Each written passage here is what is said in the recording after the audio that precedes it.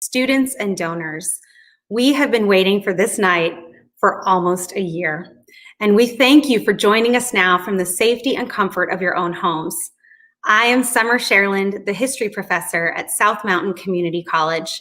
I'm also thrilled to be your MC tonight. Before we begin our program, I want to invite you, no matter where you're watching from, to take a brief moment to pause and reflect and think back on the historic challenges that we've faced together and apart in the last year.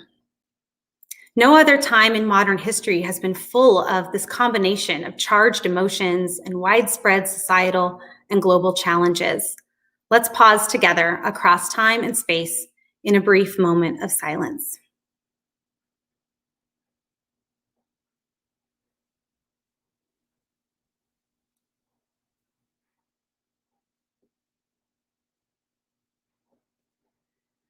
Tonight, you have joined us for a live screening of Origins, celebrating 40 years of South Mountain Community College. This documentary, which is one feature of the work done by nearly 200 students and 80 narrators, has been waiting to be seen for a year.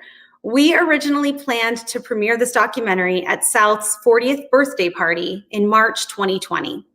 So genuinely, we thank you for your patience as we work through our alternatives in this very strange year. If there was ever a time to celebrate the long, broader freedom struggle as it materializes in our own community, that time is right now. Ultimately, tonight's documentary celebrates the extraordinary people of South Phoenix who fought for decades for equality and access in their under-resourced neighborhoods. This fight materialized in the late 1970s as activists and educators and professionals sought to bring higher education to an ignored and disenfranchised part of the city.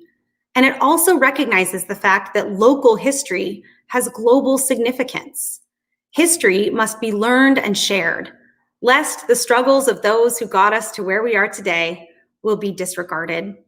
It is our duty to tell these stories, and we consider ourselves truly fortunate to fulfill that call. This evening, we will first hear briefly from our president, Dr. Sherry Olson, as well as two students who have been integral to the reclaiming of our community's history. Then we'll show the film. It lasts about 30 minutes, and we'll conclude with some words of thanks. Before we begin, I want to draw your attention to the logistics of the evening.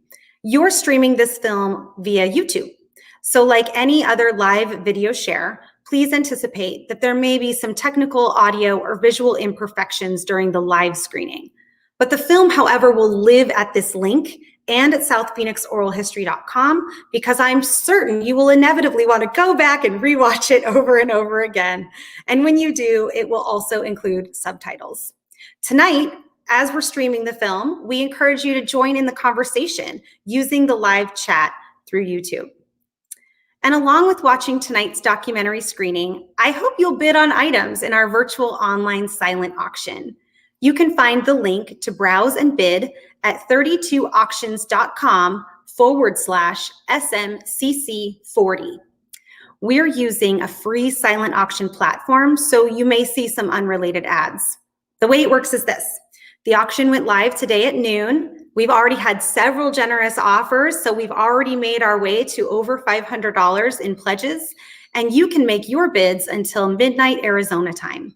We will be updating you in the comments screen throughout the evening, but I encourage you to watch your bids closely. Winners will be notified via email, and you can coordinate that way how to pick up your items or have things shipped to you. So bid early and bid often. Our fundraising goal tonight is $3,000, and all of that money we raise will be used for student stipends.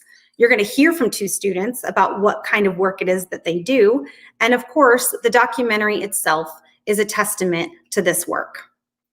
So without further ado, it is my pleasure to introduce to you Dr. Sherry Olson. Dr. Olson is about to celebrate 10 years as president of South Mountain Community College. Her passion for students and her love for our college are palpable. Dr. Olson. Thank you, Summer. Good evening, everyone, and thank you for joining us tonight for the premiere of Origins, celebrating 40 years of South Mountain Community College. Just a quick overview about our college. We have one of the most beautiful vision statements. It reads, South Mountain Community College educates minds, transforms lives, touches hearts, and builds community. Our beautiful college offered its first classes in 1979. This is a real special year for me because that was the year I graduated from high school. If you can imagine that, that was a long time ago. And like Summer shared with you, due to COVID-19, we missed our traditional anniversary. So thank you from the bottom of my heart for joining in tonight's virtual event. Just some general information about the South Phoenix Oral History Project. It was launched by students in 2017. It's a collaborative between our history program and our Storytelling Institute at South Mountain Community College. Nearly 80 people have been interviewed, including founding faculty and staff, as well as current and former students, faculty, staff, and administrators.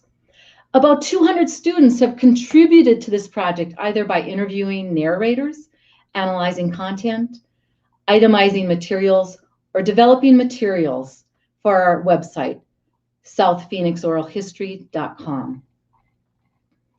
We are also building a community archive. This archive will be both digital and physical, and is open to anyone who wants to learn more about our community. The South Phoenix Oral History Project has been recognized nationally and regionally as an emerging archive and for its approach to student engagement. One of the beautiful things about tonight's event is we will hear from two of our students. This is why we exist. It's all about student success. And as Dr. Cherlin signs each and every one of her emails, students first. She reminds all of us about this every day. So I want to congratulate Dr. Cherlin and Storytelling Institute Director Liz Warren for this wonderful collaboration and for making dreams come true. Enjoy the premiere. Thank you so much, Dr. Olson. Did you know that the origins of the community we call South Phoenix date back to 1887, when Sonoran laborers migrated to the then 20-year-old city to work in the cotton and citrus fields or on the railroad? Though Mexican and Mexican-American pioneers were crucial to the founding of Phoenix proper, as more migrants arrived over time, Phoenicians became less hospitable to Latinx and African-American newcomers. All people of color were banned from purchasing or renting land north of the BNSF rail line near today's downtown, and this happened before Arizona ever achieved statehood. Over time, the boundaries moved further south, and geographical and societal forces alienated the city's poor and people of color. You will learn a bit more about this in tonight's film. It is amazing then how the historical reality was mirrored 130 years later. In 2017, a group of students in my Arizona history seminar attempted to conduct research on South Phoenix. They wanted to know about themselves and their own community. And you'd think that a community that was 130 years old would have some mention in the historic record, but our findings were scant. No local, public, or academic record existed on our notable community, which is full of activists and educators, artists, political leaders, farmers, and entrepreneurs. These students became concerned. Why were there no books on South Phoenix? Why are all mentions of our community perfunctory and negative, even in the official record? Where's our book? Why didn't the historical home of the city's Asian, Black, and Latinx people warrant any serious research or mention? Until now. Here to talk to you about launching the South Phoenix Oral History Project, this student-led, student-founded physical and digital archive to capture and preserve the history of our community, is Philip Martinez. Philip was one of 12 students in that Arizona history class who simply refused to accept the dearth of written history about South Phoenix. So thanks to the work of Philip and hundreds of other students, our archive is now an award-winning, scholarly reviewed collection of historical memories. But here's what makes it remarkable. Community college students, and many from the most disenfranchised parts of our city, are literally writing the book on South Phoenix. Philip is now a fourth grade teacher in the Murphy School District. So though he graduated, he's still giving back to the city of Phoenix every day. Philip, it's all yours.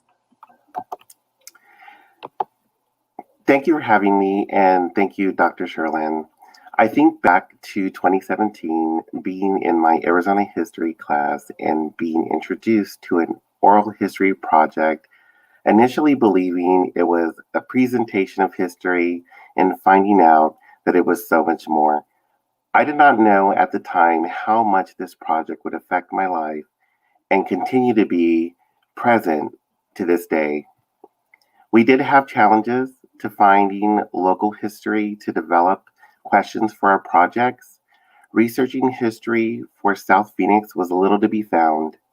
We ended up interviewing people we knew, family, friends, and neighbors. My group picked the topic of immigration because of DACA being a hit with an executive order that year. I was speaking, to an acquaintance about the project and found she just became a citizen in 2012 during the 100th anniversary of Arizona becoming a state. The interview was impactful. We were filled with emotion from the power of a history told through her own events. Myra and I are now longtime friends and continue to share stories of our past. I started having more discussions with family members and thought how touching it would be to create an oral history just for my own family. I hope that there may be an opportunity for this someday. I also started using interviews with people during my undergraduate degree at NAU to make a personal connection with my audience. I now use stories I've been told to my fourth grade class. I am now looking forward to a time when I can show my own students how to archive their own family history using media. Thank you, Dr. Sherlin. Thanks, Philip. Since Philip and his colleagues founded South Phoenix Oral History Project, our students have included high schoolers, history majors, science and technology interns, first-year students, athletes, and our graduating valedictorian. Students research and interview people about their experiences and then write content for our academic website. They also itemize and process archival material like 40-year-old newspaper articles for future community use. Their work is also featured in multimedia platforms like tonight's documentary. One of my favorite student initiatives is the historic walking tour, which is up for auction tonight. So don't forget to bid on a guided tour of our campus or of the many other items we have up for auction. Now I want to introduce you to another student, Yvonne Godinez. Yvonne has been diligently pursuing her associate's degree over the course of several years, while also raising a family and working full-time for the state of Arizona. This spring, Yvonne will graduate and move on to a nursing or teaching program. Of course, I'm hoping she becomes a teacher, but I guarantee she will be successful in either career. I've asked Yvonne to speak a bit tonight about her experiences working with the South Phoenix Oral History Project. Her story about what she discovered one day in this archive will stay with me for the rest of my career. Let's welcome Yvonne. Thank you. Good afternoon. I am a strong believer that the universe puts us at the right place at the right time for a reason. It was the fall of 2019. Everything had lined up with my residence, employment, and school. I was excited to start going to school at South Mountain Community College and finally be able to take more than one class. I had signed up for Dr. Summer Sherlin's Mexican history class in search of discovering more about myself and my culture. You see, I grew up in a Spanish-speaking home where both my parents were from Mexico. My mother was an orphan as at the age of 14, and my father had been on his own as of a very young age. Asking questions about our past, family history, ancestries, what other cultures, if any, we had was unheard of. With the eagerness to learn, I sat in the first row. I asked many questions and volunteered to go first with every project. I was determined to learn and discover my story and my culture. Little did I know, on my first day, I would discover a hidden treasure held in the archives of the South Mountain Community College Library, a piece of history left behind. For me, and that could only be discovered by me. The archive, as we called it, was a simple collection of 40 years of memories that had been collected dust somewhere on campus. But my class got to look through the photo book, newspaper articles, and campus materials that semester. We were the first group of students to get to do this. As a historian, we had the opportunity to search the endless treasures kept in the vault. Dr. Sherlin assigned the year of 1983 to my group and placed a huge photo album in 2 manila folders right in front of me. I handed each one of the manila folders to my colleagues, and I held on to the photo album.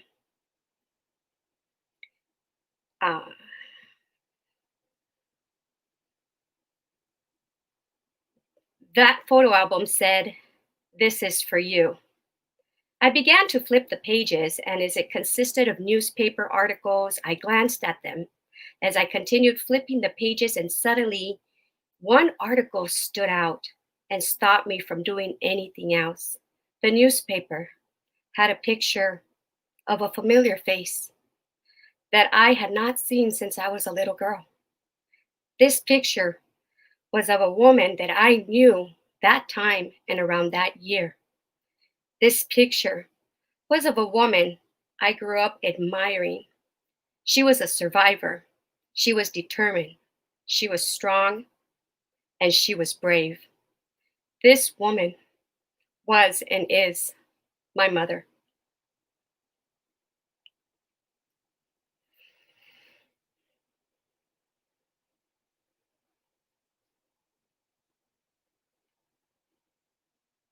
As my eyes filled up with tears,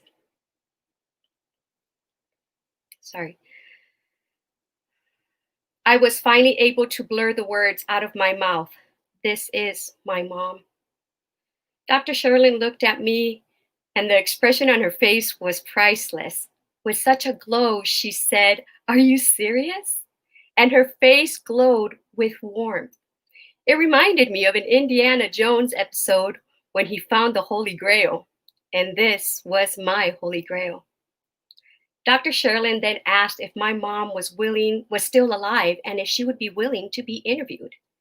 My answers were yes, as I knew my mom would want to share her story, to share with others her long journey, the impact South Mountain Community College made on her and her family and her life.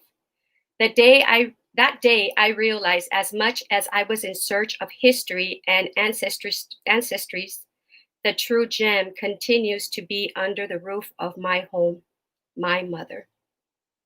Together, Dr. Sherlin and I interviewed my mom. We were able to gather a lot of information and history that can be shared with others. However, I believe Dr. Sherlin and I discovered that there is a hidden talent and a historian in me. Dr. Sherlin and I have continued to hold interviews together, and I feel each story is always better than the next. And I can't wait to conduct my next interview. Maybe my next interview will be you. I want to thank the History and Storytelling Program at SMCC for the South Mountain Oral History Project. Your hard work, dedication, and effort will forever make a positive impact on someone's life as it has for me. Thank you for your time. Oh, thank you, Yvonne. It was so wonderful to learn of your mother, who was one of our original students within the first 5 years of South Mountain Community College. So thank you for sharing your story. Thank you. We are doing great on our silent auction. As you know, our fundraising goal is $3,000 tonight. All of that money will go towards student stipends, and I believe we're a little bit above $600 right now. So we are getting close. Thank you, everybody, for your generous pledges. Let's take a moment before we move on to the documentary itself to recognize the people and departments who donated items. We have gift baskets and fun-themed event packages from people like Azra Mahmood, who is a communication professor on campus. We have coordinated baskets from several departments throughout our campus, including curriculum and instruction that was coordinated by Kathy Hawkins. The Division of My Career Library and CTL, under the guidance of Kathy McElvoy, was donated as well. Let's see, Dawn Jensen Bobadilla headed the charge for the basket from OE&T, that's Organizational Effectiveness and Technology. And of course, thanks to financial aid, Jamie De Los Rios, who coordinated that basket. A couple other items that might interest you: lunch with a South Mountain Community College author. This includes a signed copy of his or her book and a virtual or in-person lunch with Klein Nemuo, Liz Warren, and Maria Bailey Benson. I mentioned guided walking tours. Those are up for bid, as well as 2 separate workshops, one from the Storytelling Institute and one from the South Phoenix Oral History Project. Whose stories get written into history and why? I don't know about all of you, but I have been thinking about this question over the last year. We are all living through extraordinary times, and one day historians will be able to read about the politics of this time as well as the big newsmakers. But I guarantee you, historians will want to know about people like you. Everyday people who are just living and simply happening to experience history in the making. What about your stories? Tonight's documentary celebrates the making of our college 40 years ago, but it also serves to remind us that ordinary people are always at the center of extraordinary histories. Lately, I've been thinking of a story about a young man who was recruited from another state to start a college from scratch. When he arrived, all he saw was farmland. No facilities or blueprints. He got right to work. He oversaw construction. He hired faculty. He created a curriculum and recruited students. He fundraised. He navigated through racism, classism, and structural oppression without ever wavering in his mission. The first year, classes met in a nearby church. Once the campus was built, student enrollment increased. The school achieved prominence and focused on providing opportunities to the underserved. Today, it continues to flourish. There's a reason why you may be thinking this story sounds familiar, but it is not the story of South Mountain Community College, not yet. It's the story of Tuskegee Institute, founded by Booker T. Washington in 1881 on an abandoned plantation. No one thought that school would make it either. Washington is recognized as one of the foremost leaders of the African American freedom struggle, and Tuskegee is one of the best schools in the country. Hundreds of books about him, his college, and his times have been written. So even though that wasn't exactly our story, it kind of is. The story of South Mountain Community College is also one of many about the power of education in movements for equality, liberty, and the pursuit of happiness. In fact, the Tuskegee story launched a 100-year period of community-based movements for local schools, as everyday people spent their lives working in ways big and small towards civil rights, voting power, education, and advancement across the country. A century later, in 1981, one of those local movements was happening right here in South Phoenix, Arizona. When those 12 students founded our archive in 2017, our local story was not documented. But thanks to their diligent research and the contributions of dozens of you out there who sat in the hot seat, we now know more than we did before. Though you will not see every moment of every one of those 80 interviews in tonight's film, please rest assured that your words framed this history more than you may ever know. Thank you for helping us to reclaim our narrative of South Phoenix and South Mountain Community College. It's not just a little story about a little school. It's a story about the broader forces of history and how we deserve to have that history told. And with that, our director, Dr. Travis May, We'll roll the film.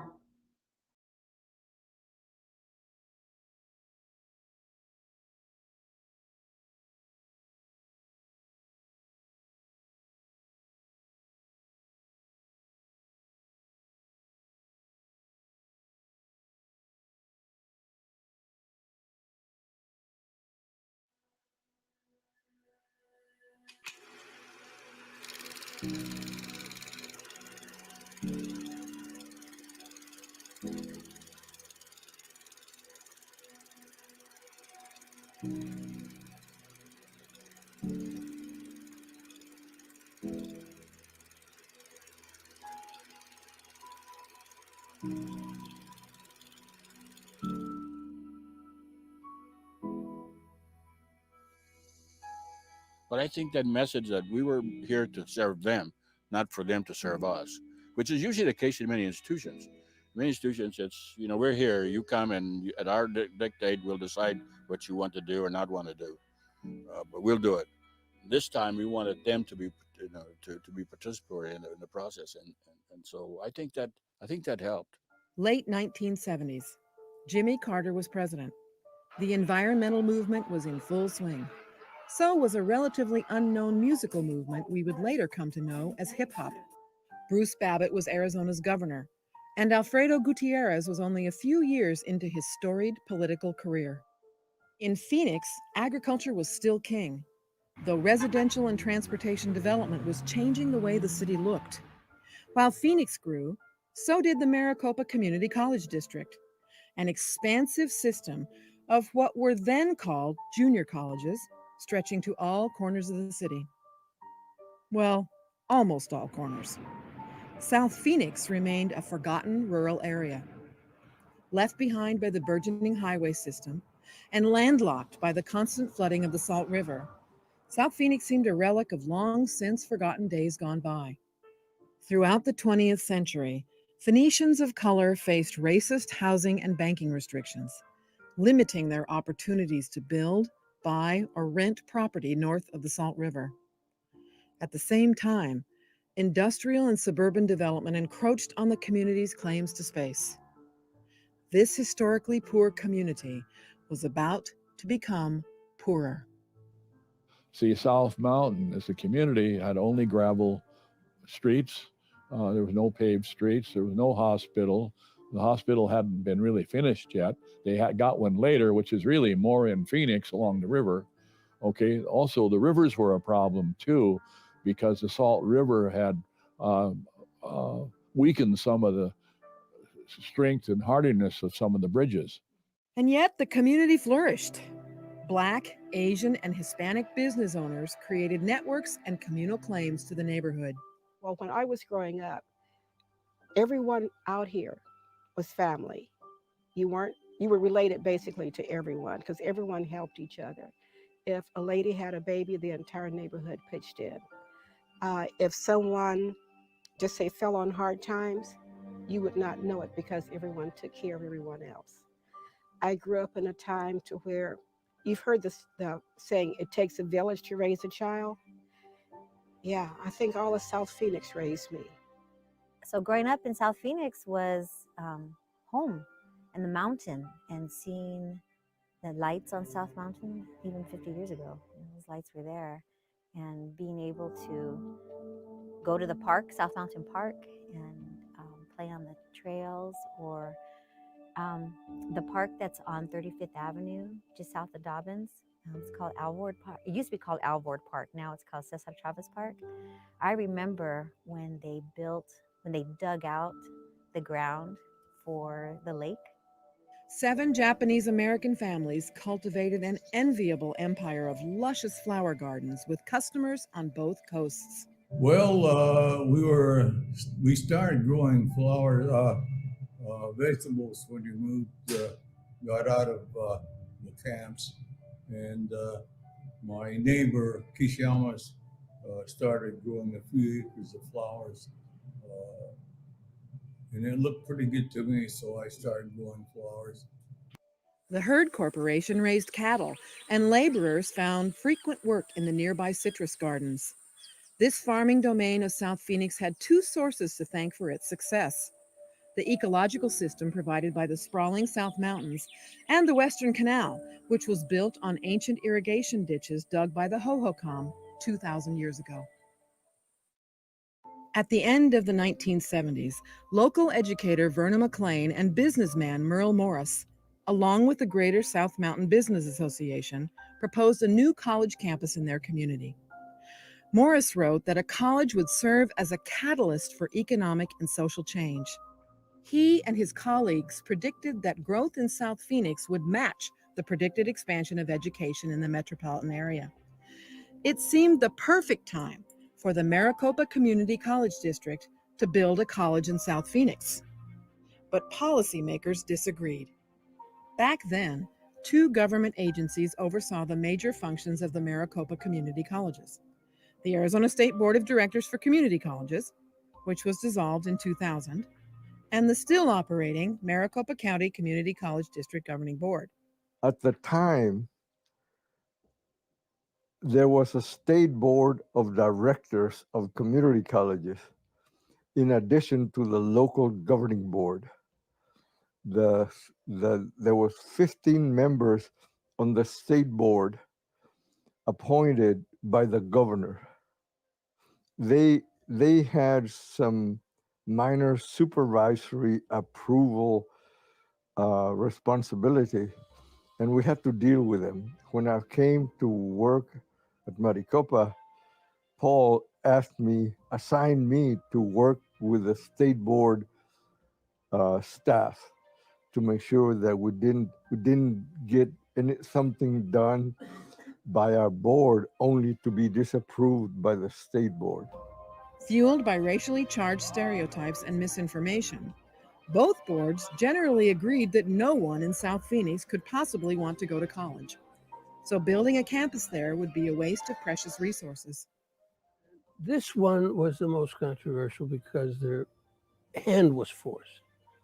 This wasn't from their sort of natural way of doing things. The formula at the time was that you put community college in, and then you looked at the demography, 5 miles, a 5-mile diameter.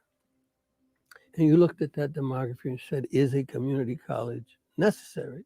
And if it is, I mean, will it serve the people? So that it was controversial. It was of whether you wanted to spend the money to build it and then operate it with the knowledge that you were never going to have 20,000 students. At a meeting on April 18th, 1978, the South Phoenix Citizens Advisory Committee convinced the Maricopa District Governing Board to support their dream. The board voted 3-2 in favor of a campus in South Phoenix. But even though the Maricopa board relented to pressure and perseverance, politics and the state board still stood in the way. While the community was pushing for the college, they had some powerful allies at work in the district office. In 1977, 2 innovative educational giants, Dr. Paul Elsner and Dr. Alfredo G. de los Santos Jr., were hired to serve as chancellor and vice chancellor, respectively. The 2 were committed to changing the tide in South's favor. They hired Dr. Raul Cardenas of Texas as the inaugural president of the still unnamed college. He was charged with making inroads with the state board. After the district governing board was won over at that 1978 meeting, the Arizona State Board continued to put up roadblocks. The state board still doubted the legitimacy of a community college down there. 3 members of the state board walked into the bathroom. I was washing my hands, and this guy said, Did you hear what I heard? Those people at South Mountain want a community college. They don't need a community college down there. A group of people went to the district to get this college started. There was an attitude about South Phoenix. And the attitude was that, oh, the people are happy down there. They don't want to be educated. No way. Under sustained pressure, the state board finally agreed to put the college to a vote. To this day, Residents firmly believe that at the last minute, the state board moved the meeting from nearby Tempe to Casa Grande, nearly 2 hours away from South Phoenix. It was it's difficult. It's really an interesting story because there were folks who felt that the college was just not going to make it here. Secondly, we had a state board of community colleges who had some concerns about that same thing, about enrollment, and didn't think that we were going to be able to get it started, and didn't think it was going to make it. So I immediately, as soon as I was appointed, I formed a citizens advisory committee to help me sort of navigate the political storm that I was facing. And we had some very influential people on the committee. Bottom line is, after quite a few tries, because we would go to the state board, the chancellor and I would Dr. Elsner and I would go to the board, present our idea, and it was almost like, okay, fine, but we still have concerns. And finally, it came down to the last minute that the last few weeks that we decided, so the state board said, we're going to make a decision such and such a day. And they used to meet here. But that particular meeting of the state board decided to move their meeting to Casa Grande and to discourage community folks from attending, I'm sure. I'm not sure why, but that's what happened. That's my thinking. So I met with the advisory committee right away that evening before the meeting. I said, look, they just moved the meeting to Casa Grande. We need to do something. It so happened that at the time that we were talking about that, Senator Alfredo Gutierrez was then state senator and was also the Senate Majority Leader was in place. So we called him. He immediately got on the phone, called Governor Babbitt, who was then the governor at the time. To make a long story short, when we went to Casa Grande, we were meeting at Central Arizona College. People were surprised when this whole group of folks showed up for the meeting. Because we were really interested in getting this moving. And Governor Babbitt had made a few phone calls himself because the state board was appointed by the governor, some of them, and some of them had been appointed by other governors. Dozens of community members from South Phoenix showed up, along with local celebrities like State Senator Alfredo Gutierrez and Phoenix Councilman Calvin Good. They all showed up, and they made a strong case for a college in their neighborhood. And then, in the spring of 1979, after a series of negotiations and changes to the board leadership, and thanks to the influence of Governor Bruce Babbitt, the state board finally approved a campus in South Phoenix. As soon as I got back to the office, I told Paul about it. And I said, there's trouble a-brewing. We'd better do something. And he immediately called Mr. Martinez, Bob Martinez. And we got in a conference call, the three of us.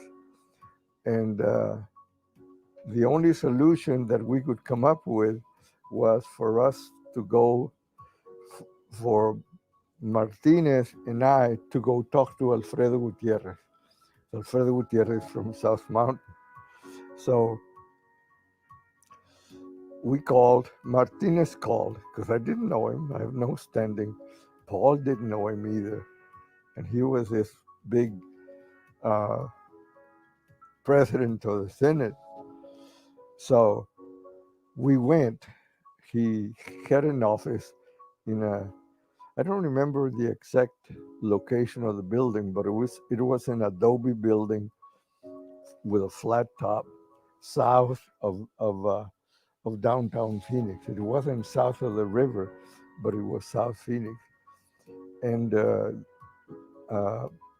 Robert and I explained to him what I just said, and he says, "What do you want me to do?" And we asked him to call the governor, Bruce Babbitt, his political body, and for him to talk to the board members, the state board members, and make sure that when the vote came, that they would approve it. So that's what happened. The conversation went something like this. Alfredo had a little old telephone, but you could turn it on speaker. It had a little thing to the side, and he put it on speaker, and the conversation went something like this. Hi, Mary. Is Bruce there? Ask him to call me. So about 5 minutes later, the phone rings, and it was Bruce Babbitt calling Alfredo. And Alfredo described to the governor what we had just told him. And he said, what do you want me to do? And he says, call those guys and other members of the state board that when the issue of South Mountain comes up, they should support it. So we waited there for about 20, 25 minutes, and the phone rang, and we could hear on the speakerphone, Babbitt said, Alfredo, you got the votes. So now, where to build the new college? South Phoenix was a general term for an area that spanned several miles, beginning near 48th Street in the east and reaching 51st Avenue in the west. Baseline Road, home to the Japanese flower gardens, provided an east-to-west artery and southern border, while the Salt River and Van Buren Avenue marked the northern reaches of South Phoenix. Farms, ranching property, and small, dilapidated neighborhoods stretched as far as the eye could see. A few potential locations were proposed, but the site at 24th Street and Baseline Road was selected when the Hurd Corporation offered the land for a reasonable rate. The campus was named South Mountain Community College in honor of its neighborhood, the mountains that bordered it, and the hopes that the college would become an anchor for the community. Well, we were going to call it Citrus College initially. Yeah, because of the orange trees. There were a bunch of orange trees. And that was a big discussion. And then we decided to go to South Mountain because we needed to build up the area, and this would be helpful to the area. But Citrus College was one of the keys that we talked about, one of the names that we talked about. In August 1979, before a group of excited community members, Dr. Raul Cardenas broke ground. In the background, a column of palm trees planted decades earlier by the Hurds reached skyward. Cardenas had his work cut out for him. He had to hire faculty and staff, oversee a major construction project, recruit students, and launch a brand new curriculum in a community that had previously lacked reasonable access to higher education. He also had to navigate policies that sought to undermine and marginalize his campus and his students. He had to do all of this before a single building was erected. When I was hired, then I hired my academic dean and my student services dean and my business dean. At that time, it was called Director of Business Services. I developed a really good staff. I had a very good staff, and then I hired 4 people in the different disciplines or major divisions, in the sciences, in the social science, communications. I think there was in another area. I can't remember the other one. Anyway, so we had 4, and they in turn helped me develop the curriculum, and then they helped me in hiring the staff. So I think we started off like with about 10 staff and a lot of part-timers. And then we added people on as we went along. Despite the chancellor's support, the governing board was still worried about low enrollment, and they didn't want to mount a bond election. So they determined that South would be built with temporary walls. This way, when the college inevitably failed, the cost to tear it down would be minimal.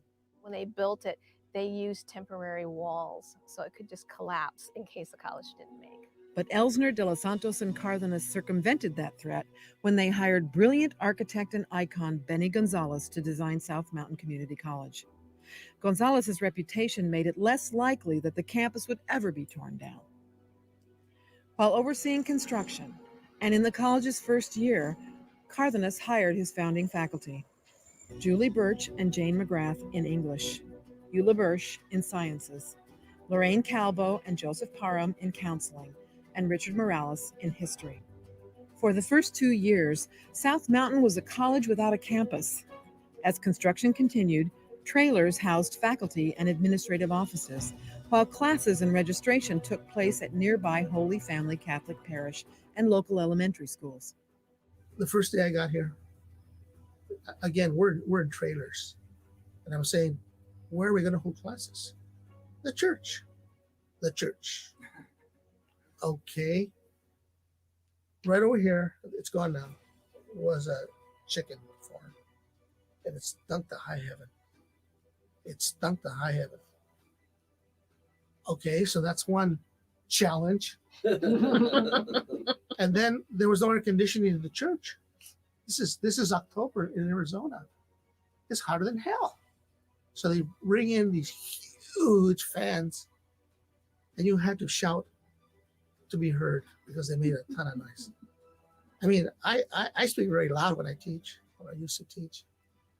I don't think they heard me. That time we didn't have this facility, so I taught in the church, in the chapel. And so people, one day, they didn't tell us, but one day there was a funeral in the chapel. So here was the coffin and all this, and I was getting ready to have English class. And no one had told us that. So then, of course, all the jokes started flying. Oh, people are dying to get into Jackie's class. Or people are dying to get out of Jackie's class. Or it's a deadly environment. So, those were the days, but I was right there. So I tell my students, well, Jesus is right back there. On a warm morning in August 1981, Dr. Raul Cardenas stood facing southwest, waiting for his students to arrive. Though SMCC had been operating for a couple of years, this was his first day of school at a brand new campus. South was built on a 45-degree angle, perhaps to pay homage to the South Mountain Preserve and the canals just off in the distance. For that moment, there was just a man and a mountain. But within minutes, he was surrounded by students, and the community's vision was realized. That day, a young man walked onto campus. It was his first day at South Mountain Community College, too, and he was greeted by Dr. Cardenas, who asked him if he could help point the man to his classroom. That young man was Jerome Garrison, the new music teacher, and Cardenas had mistaken him for a student. Over the course of his prolific career, Garrison would earn his doctorate, initiate the annual Student Community Performance of the Messiah, and oversee the construction of an award-winning performing arts center, all at South Mountain Community College. It was in 81 when I walked in, and Raul Cardenas was standing out there, and he was just all looking professional, and he was shaking everybody's hand who walked by. And I walked up, and he said, "Hey, young man," and he shook my hand. He said, "How can I help you?" And I said, "Well, I'm here looking for the adjunct faculty meetings." And he started laughing. He said, "I thought you were one of our students." He said, "It's down that way like that." And so then. Working at South was like being part of one big, happy family. I chose this college, but this was when I graduated. This was where I wanted to teach. When I taught here as a part-time instructor, the 2 years before I got hired as full-time, I was also volunteered as a volleyball coach. And so I just felt like South was the place where I was supposed to be. I still feel that way today, and I've never considered leaving. But of course, we had our share of challenges. In 1984, a climate of racial rivalry among some staff spilled over and impacted students. Claims were made to the Federal Immigration and Naturalization Service, today's ICE, regarding the distribution of loans to Mexicans and Mexican Americans. INS raided the financial aid department, causing long-term legal and emotional damage to the affected students. In 1986, a marital dispute made national headlines when a South employee attempted to poison his wife at her off-campus workplace and ultimately killed an unrelated person in the process. And in 1996, tragedy struck when 2 baseball players were killed in a devastating car accident on the way to a game. So they had a van accident and it tipped over and 2 of our players were killed. and it was really difficult. We were in the middle of the season. I met, I was interviewed because I was the AD. I was interviewed by the Republic, and so we had a meeting, and all the players said, in memory of the 2 people that were lost, that they wanted to continue. And we had a memorial in the gym, and so it was a big thing. The injuries that I sustained, it was a massive traumatic brain injury, I lost 3 days before the accident.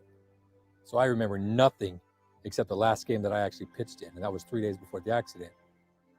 While the entire campus mourned the loss, teammates and coaches got tattoos to remember the lost young men. We've faced budget cuts and low enrollment in some years. And like all community colleges in Arizona, we're now navigating a future without any state financial support. And yet, it seems that, born of our community amid controversy, South will clearly persevere. We're celebrating 40 years of academics, innovation, and community service. I do love this place. I care for the people I work with because this is my family. It's my extended family. So everyone's life is important. And to be your best self, that's really important. When I work with people, when I work with students, it's just be your best self. Love who you are and find what you love and just do it with all your heart.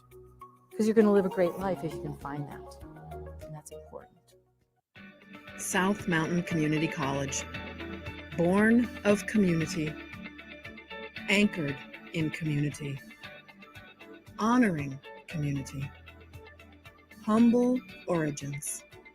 Heroic legacy.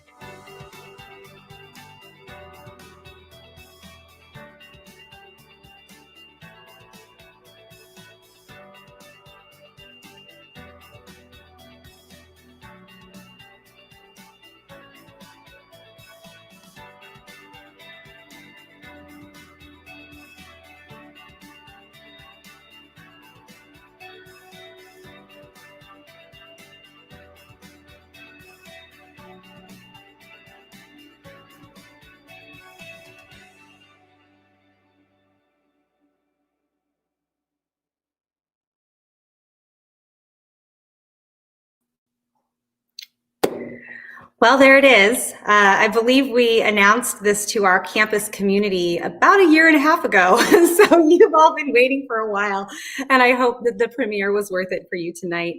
I want to thank Travis, the man behind the camera, both in the filming and the editing of the interviews and this documentary. He also ran the technology this evening. And Travis, I can tell you unequivocally, we would not be able to have done any of this without you. Remember, to those of you who are out there tonight, our silent auction is open until midnight tonight. And I want to put in perspective to you, we're hoping, right, to raise $3,000 because every $500 we raise will go toward a student stipend. And this is a time in history, and it's a time in kind of historical relevance that our students in our community could really use that little bit just to contribute or to award them for the hard work that they've been doing as part of our project. You saw that long line of students, that long list of students who've contributed. Some of them have done so because they're students in history classes. Others are doing it as part of an employment or a contract with us. So if we make $3,000 tonight, we can actually employ 6 students or award 6 students with stipends this semester. Before you go, I want to share a few words of thanks and closing. South Mountain Community College and the South Phoenix Oral History Project said goodbye to some extraordinary people, people who may have seemed ordinary until we got to know their story this last year. We lost Alfredo de los Santos, the former vice chancellor of the Maricopa Community Colleges and one of the biggest champions for South that ever was. Over the summer, Doug Ferguson, our long-serving athletic director, counselor, and coach, passed away. And we just recently heard the sad news that Dr. Joseph Parham, one of the 7 founding faculty members, died just a few days ago. And Nick Nakagawa, the surviving patriarch of one of the only shops of the Japanese flower gardens on Baseline Road, passed away this winter as well. You saw all 4 of those men represented in our film tonight, and all of them shaped our community and college in ways that we are still realizing. And we are so fortunate to have learned some of their stories when we still had the chance. We'd love to hear from all of you. Just ask Professor Lara Collins, who graciously offered to be our inaugural narrator when we were first getting started. Just ask her, it's actually pretty fun. And thanks to Dr. Olson and Dr. Klein-Namuo and everyone in their respective offices for continuing to support our project. Thank you to Rosa Cota for coordinating the silent auction. And thanks to our marketing department, especially Cassandra and Bruce, for helping to make this evening happen. To the faculty co-founders of the South Phoenix Oral History Project, Liz and Travis, we are so lucky for your collaboration and for the support of the Storytelling Institute. Liz Warren literally knows everyone in Arizona and thus helped to convince many of you to sit for an interview, and we will forever be thankful. And of course, thanks to Dr. Travis May, who was crucial from all of the technological standpoints, but also as a brainstormer and an interviewer. Thank you out there to Dr. Raul Cardenas, who offered his wisdom and memories many times over the past few years. Special thanks to Dr. Jerome Garrison, whose 39-year history at South Mountain Community College will be forever woven into the fabric of our institution and the histories we tell. We may be writing the book, but he gave us the title. And thanks again to those students, the hundreds of you, and others that will join us to blaze this trail. Bravo. Final word, silent auction closes at midnight. Thank you so much for joining us. Happy birthday, South Mountain Community College, and stay safe and healthy.